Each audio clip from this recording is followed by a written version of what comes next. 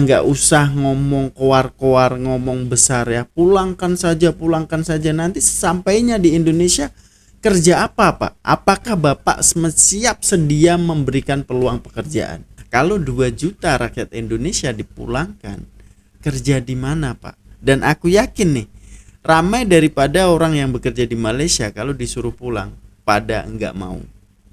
Indonesia kini berdepan dengan krisis pemberhentian pekerja semakin membimbangkan dengan lebih 60,000 orang kehilangan pekerjaan dalam tempoh hanya 2 bulan pertama tahun ini. Syed Iqbal menekankan bahawa kerajaan khususnya Kementerian Tenaga Kerja perlu mengambil tindakan segera untuk menangani krisis ini.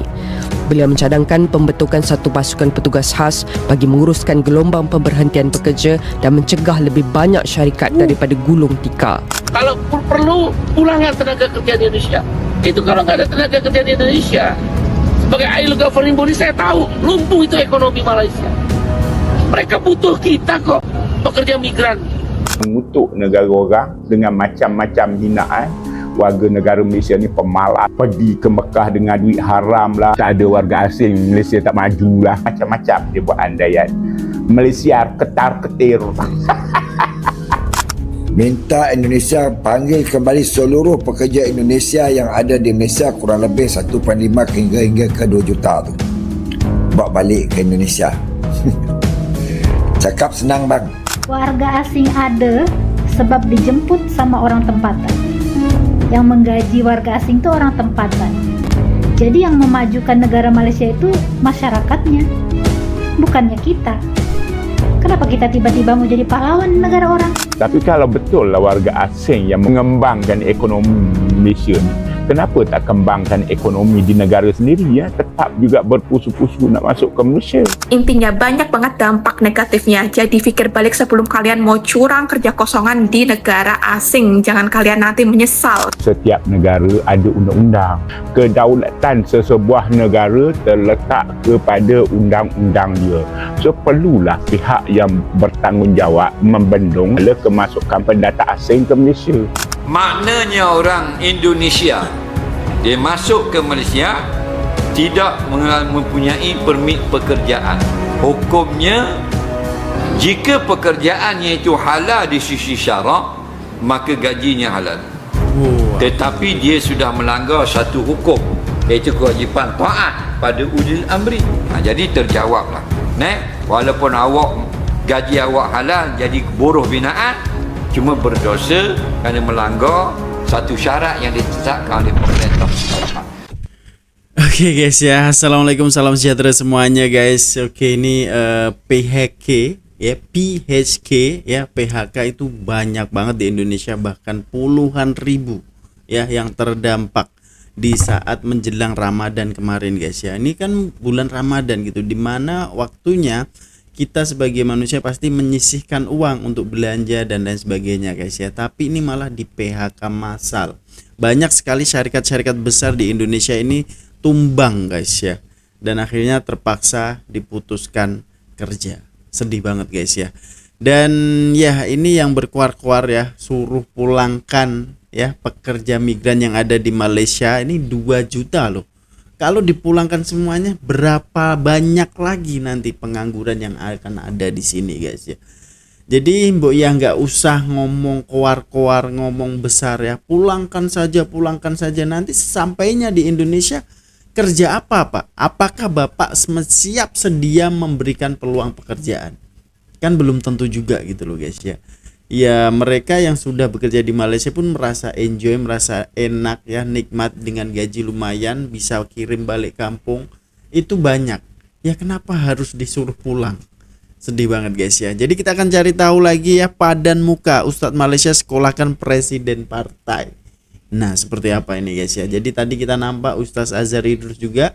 Sama-sama kita akan saksikan, link ada di description ya, daripada channel Ria Oktorina. Lanjut play.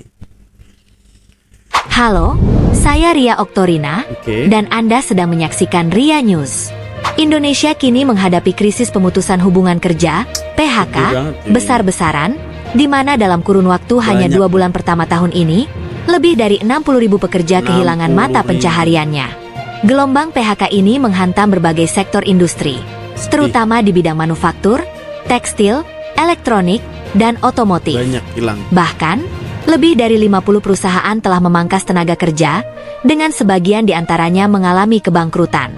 Namun, yang menarik untuk disoroti adalah pernyataan Presiden Konfederasi Serikat Pekerja Indonesia, KSPI, Said Iqbal, yang sebelumnya mendesak agar semua tenaga kerja Indonesia, TKI, dipulangkan dari Malaysia. Jangan Saat keluar itu, gini dong, ia menyatakan bahwa Malaysia akan mengalami kelumpuhan ekonomi tanpa tenaga kerja asal Indonesia.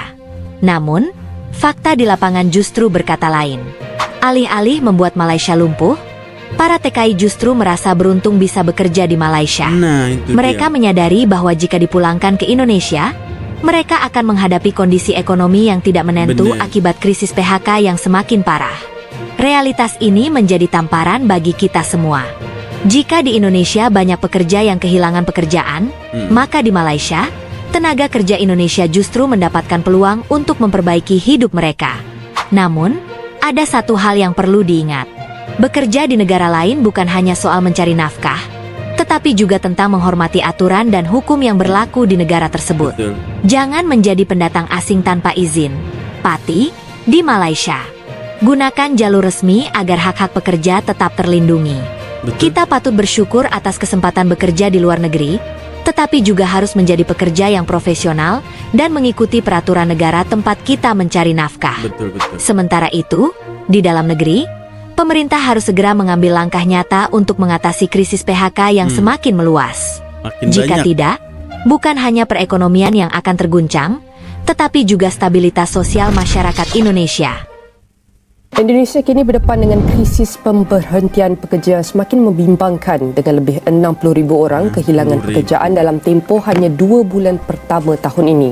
Menurut Parti Buruh dan Konfederasi Pekerja Indonesia KSPI, lebih 50 syarikat di seluruh negara telah melaksanakan langkah pemotongan pekerja, termasuk beberapa syarikat besar dalam industri tekstil dan juga pembuatan. Presiden KSPI Said Iqbal mendedahkan bahawa sekitar 30% daripada syarikat yang terlibat dalam pemberhentian ini telah diisytiharkan bankrupt, termasuk syarikat tekstil terkenal PT Sri Rezeki Isban Sri Tex. Benar.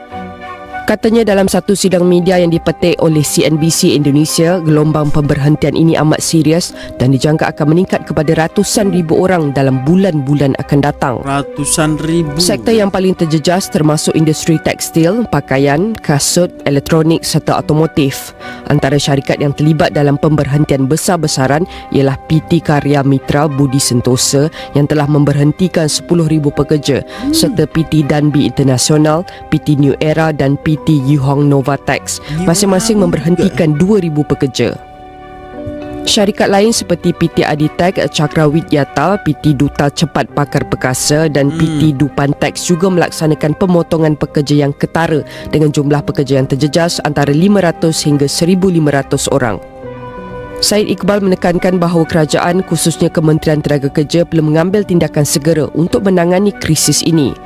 Beliau mencadangkan pembentukan satu pasukan petugas khas bagi menguruskan gelombang pemberhentian pekerja dan mencegah lebih banyak syarikat daripada gulung tikar.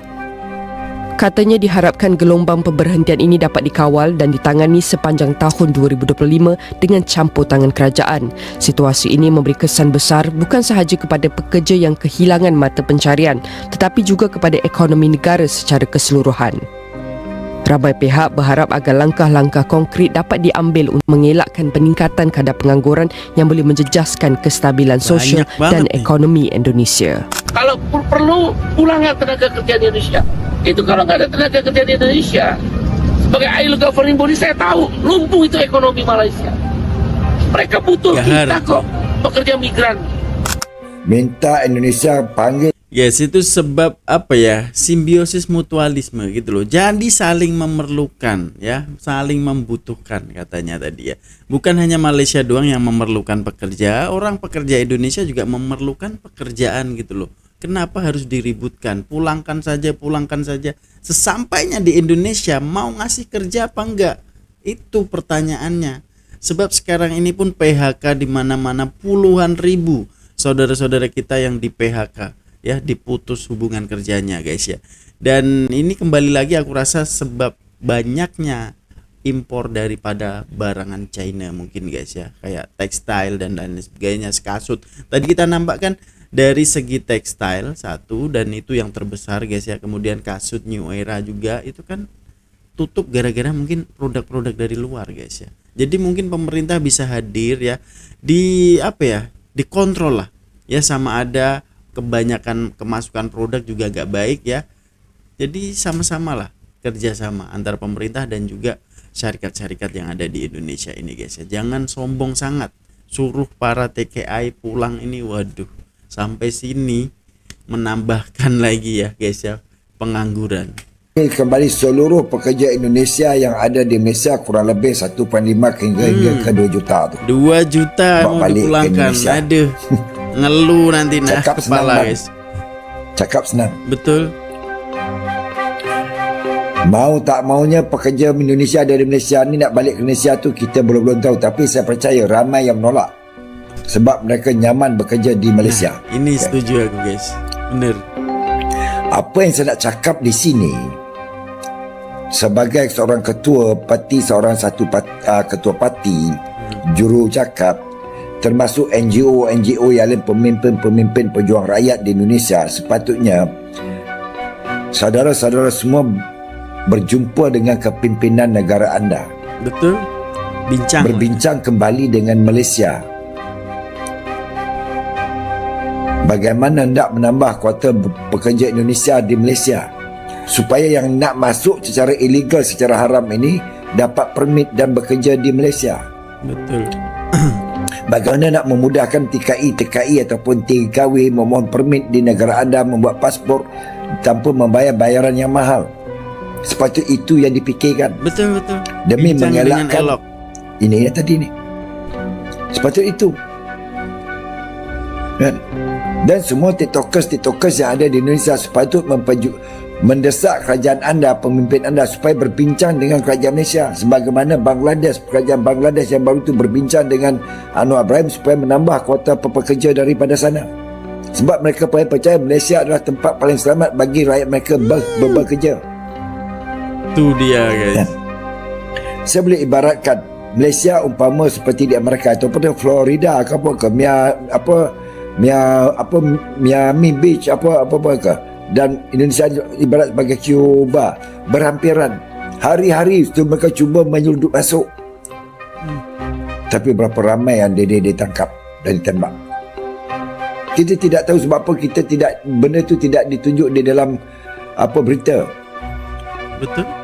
Sepatutnya itu yang mereka perjuangkan, mendesak kerajaan Indonesia demi mengelakkan bagian rakyat-rakyat Indonesia masuk ke Malaysia secara haram. Masuk visa pasport pelancong, keluar dengan jalur gelap. Sepatutnya itu yang perlu dielakkan. Bukan tunjuk perasaan baling telur dong. Kan? Cari jalan, bagi solusi bagi kerajaan anda supaya bagaimana untuk mengatasi perkara-perkara ini. Kan? Saya percaya ramai yang ingin cuba masuk. Betul. Sebab apabila melihat rakan-rakan mereka, saudara mereka yang bekerja di Malaysia pulang membawa keuntungan, dapat membina rumah, dapat bikin usaha di kampung, ramai tu. Sepatutnya itu. Kejadian APMM tu dah jadi sejarah. Betul. Itu undang-undang Malaysia. Begitu juga di Indonesia, seandainya menceroboh, mereka akan tembak kalau lari. Masuk rumah je teriak maling je udah dikeroyok orang sampai mati. Betul. Ya. Ini Royok yang harus aja, kita fikir. Bukan tunjuk perasaan dengan emosi, membenci. Ini silap. Sepatutnya ini desak kerajaan anda supaya tambah kuota pekerja pada Indonesia bekerja di Malaysia sebab ramai yang nak datang. Sepatutnya itu. Dan bagaimana nak membuat pemutihan secara baik kebanyakan pekerja-pekerja ilegal yang ada di Malaysia. Banyak. Kan? Banyak. Jadi itu yang harus kita fikirkan sama-sama. Kan? Saya nak bagi contoh lah. Satu ketika dulu kapal terbang Malaysia ditembak dengan peluru berpandu di Ukraine. Okey. Tidak menceroboh pun. Lalu di laluan internasional, tapi mereka salah tembak. Tak ada pun kami nak tunjuk perasaan di kedutaan Rusia, kedutaan Ukraine, tak ada. Sebab kita serahkan kepada kerajaan Malaysia untuk menguruskan. Hampir 300 jiwa bang. Ya. Tapi kami tak pernah protes itu. Sebab kami percaya kepada kepimpinan untuk menyelesaikan. Jadi fikir baik-baik. Ya. Sebelum kita nak ungkap percakapan, kita fikir baik-baik. Ya. Saya bukan menyalahkan pihak anda, tidak. Saya pun marah atas kejadian yang berlaku baru-baru ini. Tapi benda telah menjadi sejarah. Negara Malaysia kalau enggak ada warga asing, ekonominya lumpuh. Tapi orang Malaysia enggak mau warga asing. Fakta daripada mana kamu petik? Kalau tak ada warga asing, ekonomi Malaysia ni lumpuh. Tapi kalau betul lah warga asing yang mengembangkan ekonomi Malaysia ni, kenapa tak kembangkan ekonomi di negara sendiri ya? Tetap juga berpusu-pusu nak masuk ke Malaysia. Kenapa? Dan rasanya rakyat Malaysia ni tak ada yang tak suka pada warga asing. Di Malaysia ni bersikap open-minded. Tak pernah menghalang warga asing yang ingin bekerja di Malaysia. Yang kami tentang hanyalah pendatang asing yang masuk ke Malaysia secara haram. Tak ada permit, tak ada pasport. Lepas tu duk claim ni. Nak tergelak dengan statement ni. Kerana warga asing, ekonomi Malaysia berkembang. Daripada mana tak tahulah dia petik data ni. Ramai je rakyat Malaysia yang berniaga secara besar-besaran sampai bina empire. Ramai saja founder-founder daripada Malaysia ni yang berjaya ke peringkat dunia. Kenapa Malaysia nak bergantung kepada warga asing pula? Ada yang tanya, Miss N, betulkah Malaysia tak akan maju tanpa warga asing?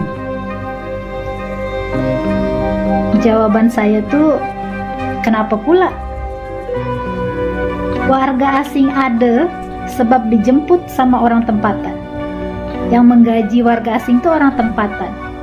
Jadi yang memajukan negara Malaysia itu masyarakatnya, bukannya kita. Kenapa kita tiba-tiba mau jadi pahlawan di negara orang? Betul nggak? Walaupun di negara sendiri kerja, kalau nggak digaji nggak mau. Kalau memang kenyataannya kita nih menjadi pahlawan yang memajukan negara orang, kita pulang kerja, majukan negara sendiri, nggak usah digaji, mau? Nah, nggak mau kan?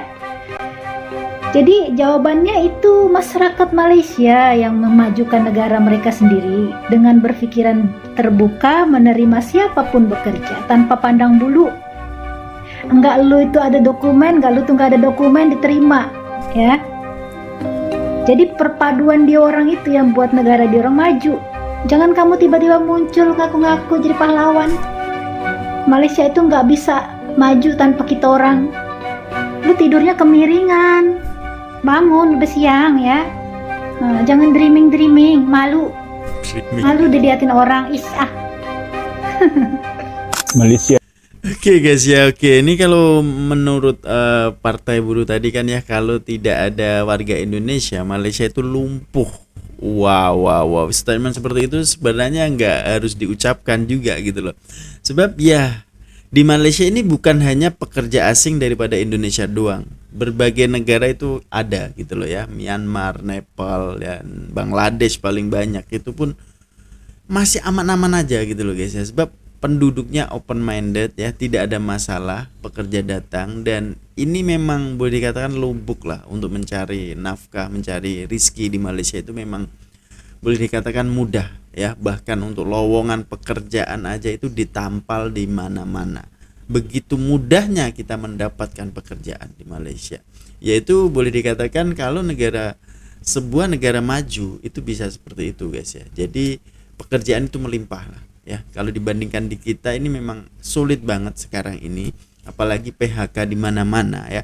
Kalau 2 juta rakyat Indonesia dipulangkan, kerja di mana, Pak? Dan aku yakin nih, ramai daripada orang yang bekerja di Malaysia kalau disuruh pulang pada enggak mau. Sebab dia sudah nyaman, sudah enak, sudah bekerja di sana, bisa kumpul uang, bisa hantar balik kampung, bisa bikin rumah dan juga usaha. Aku yakin sampai tua-tua pun masih ada. Kalau kalian nggak percaya, datang aja. Itu aku nampak dengan mata kepala aku sendiri bahwa dia sudah nyaman. Jadi sampai tua pun masih bekerja di sana loh guys ya. Oke? Jadi jangan sok-sokan lah ya.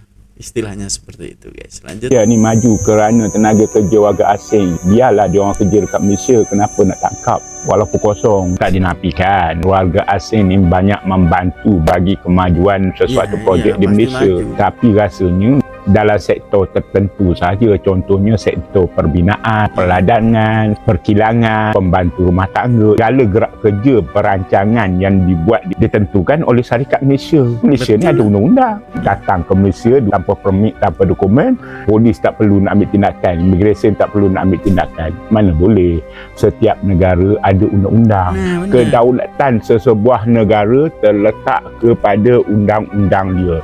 So perlulah pihak yang bertanggungjawab membendung segala kemasukan pendata asing ke Malaysia. Kerja kosongan di Malaysia itu nggak enak. Kosongan itu maksudnya warga asing yang bekerja secara ilegal atau nggak resmi. Sebab apa? Satu, susah mau bikin akun bank di Malaysia. Zaman sekarang untuk transaksi di Malaysia itu udah kebanyakan guna cashless termasuk bayar gaji ya. Pastinya perlukan bank dan e-wallet. Warga asing yang ilegal akan susah buat ini sebab keterbatasan dokumen visa dan paspor yang tak ada. Kedua, tak digaji sesuai oleh majikan. Gaji kena potong ini itu, mau komplain ke pihak berwajib seperti KJRI pun tak guna sebab balik lagi karena dokumen yang tak ada. Ketiga, kalau kalian sakit mau check up ke klinik atau hospital tuh pasti mahal banget sebab tak ada asuransi atau tak ditanggung oleh majikan. Keempat, kalian mau pergi keluar kota guna transport umum atau awam, majority di Malaysia itu udah perlukan dokumen paspor untuk booking tiket. Kelima, kalian mau balik ke negara asal kalian pun susah, pasti kena sangkut dekat immigration sebab dokumen yang tak lengkap. Intinya banyak banget dampak negatifnya, jadi pikir balik sebelum kalian mau curang kerja kosongan di negara asing. Jangan kalian nanti menyesal. Oke, semoga info ini bermanfaat. Mana-mana negara kat dunia. Guys, ini adalah salah satu fakta yang betul ya. Jadi sebelum Anda memutuskan untuk melancong di Malaysia dan bekerja di sana, itu salah. Sebab semuanya negatifnya banyak banget ya. Jadi intinya kita harus, kalau benar-benar yang bekerja di luar negara, tak kira di Malaysia ataupun dimanapun ya, urus dokumen dengan jelas agar memudahkan ataupun selamat kita ya di negara orang. Kalau kita kosongan ilegal, kalau sakit cuy, susah banget ya. Jadi please jangan termakan oleh agen-agen yang menawarkan ya, alah masuk aja lah melalui pelancong, nanti di sana dapat kerja gajinya mahal, nggak usah bayar perbit. Jangan termakan omongan-omongan yang seperti itu, membahayakan diri sendiri, bahaya banget ya. Ini milik Allah, boleh je nak masuk, nak cari rezeki, nak bekerja tanpa pasport, tanpa permit. Kalau rumah kamu orang masuk, ambil barang, apa kamu rasa? Marah tak? Ibarat kata jugalah negara-negara dekat dunia ni, contohnya Malaysia, dia ada pemerintah dia sendiri, ada undang-undang dia sendiri. So apabila warga asing yang masuk ke Malaysia ni memerlukan dokumen perjalanan ataupun pasport serta permit yang sah, kan kata masuk secara haram sebab dia ada undang-undang. Kalau macam tu semua serata dunia ni kita boleh pergilah tanpa pasport, tanpa permit dan tak ditangkap. Macam tu. Sebab semua negara di dunia ni ada undang-undang. Apabila seseorang warga asing nak masuk ke mana-mana negara, perlu mematuhi undang-undang dan peraturan yang ditetapkan oleh sesebuah negara. Bukan kata negara tu milik Allah, kita bebas buat apa saja. Tak boleh. Sebab ada undang-undang, ada peraturan. Mengutuk negara orang dengan macam-macam hinaan. Warga negara Malaysia ni pemalas, pergi ke Mekah dengan duit haram lah, tak ada warga asing, Malaysia tak maju lah, macam-macam dia buat andaian. Malaysia ketar-ketir. Apa yang diketar-ketir tu pakcik tak tahu. Tapi bila kerajaan tutup permit, pada muka meroyan, suruh kerajaan buka balik kan, sebab nak masuk tak boleh. Warga mereka berlumba-lumba nak dapatkan IC merah. Untuk Malaysia nombor 1. Lepas tu ramai duk tanya macam mana nak dapatkan IC merah. Sampai kat yang kosong dekat Malaysia ni pun boleh tanya macam mana dia kalau kosong nak dapatkan IC kat Malaysia. Hakikatnya warga asing ni memang nak sangat dapatkan IC Malaysia, nak sangat jadi rakyat Malaysia, tapi mengutuk, menghina negara Malaysia. Pendatang asing tanpa izin kalau kerja kat sini halal tak gaji mereka? Ni parti tanya. Bukan kata rakyat tempatan mari tak. Pendatang asing pun masuk majlis ilmu tanya soalan. Okey. Ya. Maknanya orang Indonesia, contoh orang Bangladesh, dia masuk ke Malaysia tidak mempunyai permit pekerjaan. Contoh, okey, dia bekerja sebagai buruh mendapat upah dan melakukan kesalahan pada hukum pemerintah. Hukumnya, jika pekerjaannya itu halal di sisi syarak, maka gajinya halal. Tetapi dia sudah melanggar satu hukum, iaitu kewajipan taat pada ulil amri. Sebab yang pertama, ati'ullah wa ati'ur rasul, taat Allah dan Rasul. Yang kedua, wa ulil amri minkum, dan wajib juga taat kepada kerajaan. Iya. Ulil amri ni dua. Satu ulama, iaitu para ulama. Yang kedua umara, iaitu pemerintah. Jadi pemerintah ini kalau dia mengeluarkan suatu syarat atau suatu peraturan yang tidak bersalahan dengan Islam, maka peraturan itu wajib dipatuhi. Maka melanggar peraturan hukumnya haram, gajinya halal. Okey? Macam orang kerja kerajaan, dia kerja ngajar sekolah, contoh kerja jabat kerajaan, orang puang lah contoh, dia tak tutup aurat, contoh tak pakai tudung. Ada orang kata gajinya haram, salah, tak betul. Ulama jawab tak haram, perbuatannya haram, gajinya halal, kerana pekerjaan kerani di pejabat-pejabat tidak haram pun, hukumnya halal. Dia kerja menulis jadi kerani dan sebagainya. Perbuatan dia keluar rumah mendedahkan aurat itu berdosa. Okey, gaji haram ni ialah dia buat benda yang haram dalam pekerjaan. Itu dia. Diupah goreng babi, Terang kita. diupah pikul arak, itu baru gajinya haram. Atau kerja di 7E ataupun mat-mat yang ada jual arak. Bila ada orang luar orang kafir nak beli arak, dia ni orang Islam kena jadi juru jualnya. Maka gajinya haram. Kerana dia juga terlibat dalam menjual benda yang diharamkan oleh Allah. Kerana Nabi kata 10 golongan dilaknat sebab arak. Salah satunya juru jual. Okey, tapi kalau dia kerja di supermarket, ada bahagian arak, ada bahagian pamper, ada bahagian makeup, ada pakaian, ada mainan.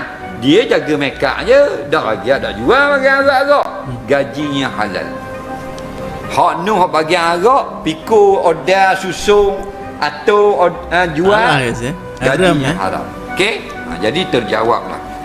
Walaupun awak gaji awak halal jadi buruh binaan, cuma berdosa kerana melanggar satu syarat yang ditetapkan oleh pemerintah. Alhamdulillah guys ya. Kita mendapatkan pencerahan di sini oleh Ustaz Azhar Idrus guys ya, yang dimana ini Ustaz ini memberikan contoh ya bahwa gajinya itu halal ya, tapi perbuatannya itu yang salah sebab tidak mengikuti peraturan yang ditetapkan oleh kerajaan ya. Sebab memang kerja dengan keringat, kerja halal dengan ya semuanya guys ya, penat letih itu tetap halal, tapi yang jelas ini disalah undang-undang. Nah seperti itu guys ya, jadi tercerahkan di sini ya. Jadi untuk teman-teman ya, para TKI yang masih ilegal di sana ya, kalau memang Anda bisa mengurus visa dengan baik, dengan betul, uruslah visa. Sebab ini juga demi keselamatan Anda semuanya ya. Biar kita tidurnya lena, tidak usah terkejar-kejar ataupun waktu kita keluar takut. Dan di saat kita sakit itu loh, itu yang menjadikan susah ya. Kita sakit demam ataupun sakit apa kan, kita nggak tahu guys ya, musibah itu datang ya kita nggak tahu gitu loh ya, ataupun ada kecelakaan, kemalangan kan sedih banget. Jadi please ya, untuk teman-teman yang masih di Indonesia yang pengen bekerja ke luar negeri, urus visanya dulu dengan benar agar di sana Anda nyaman, tentram, aman dan damai. Untuk gajinya tetap halal guys ya, yang penting tidak menjual ara ya, menjual ya barang-barang yang tidak yang diharamkan lah ya. Jadi itu kita tetap halal guys ya, kalau kita bekerja dengan ikhlas, telus, kerja binaan kebanyakan kan kerja dengan keringat kita gitu, itu halal guys ya. Jadi menurut kalian seperti apa guys? Tinggalkan komentar terbaik Anda Sekian dulu untuk perkongsian kali ini. Jumpa di video selanjutnya. Assalamualaikum warahmatullahi wabarakatuh. Peace, love, and respect from Indonesia. Bye-bye.